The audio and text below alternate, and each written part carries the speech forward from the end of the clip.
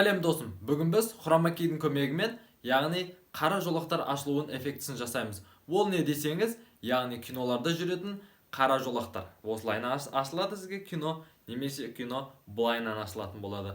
Бүгін соны сізбен бірге жасайтын боламыз. Олай болса, кеттік. What's poppin'? Brand new whip, just hopped in. I got options, I can pass that bitch like Stockton. Just joshing, I'ma spend this holiday locked in. My body got rid of them toxins.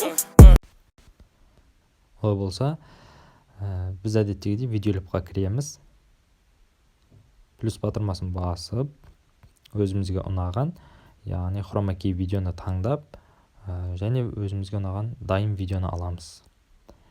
Ал хрома кейді, яғни ссылка описание дейді, сол жерде қалдырып кетем. Сол жерден файл ретінде скачать етіп аласыздар. Дәл осы хрома кейді. Микшерді басып, жоғары көтеріп аламыз. Және видеомыз бізде ұзақ уақытқа емес, созайық десек созылмайды. Осы қалыпта біз хрома кейді басып видеомызды анықтап аламыз. Хрома кейді білмесеңіз, келесі сабаққа өтіп, артқа өтіп көрсеңіз болады. Енді видеоны таңдап хрома кейді бастық. Хрома кей плюс батырмасын жылжытсақ, бізге өзі тауып береді. Brand new whip, just hopped in. I got options, I can pass that bitch like Stockton. Just joshing, I'ma spend this holiday locked in.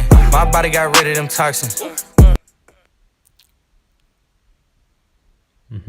Ал дұрыс келмесе, хрома кейдің өткенде үйреткендегідей алдыңғы сабақтағыдай интенсив немесе соларды көтеріп, атын ұмытып қалдым, интенсив соларды бір-бірін көтеріп, немесе тартып соларды реттей алатын боласыз. Осылай видеомыз дайын болды. Скачать етіп 1080-60 кадр секундта.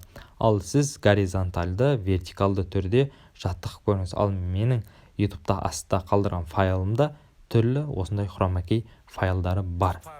Мысал үшін қазір ортасынан төмен ашылып тұр. Сіз оны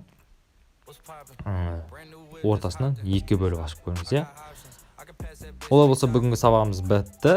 Біз қоштаспаймыз. Келесі кездескенше.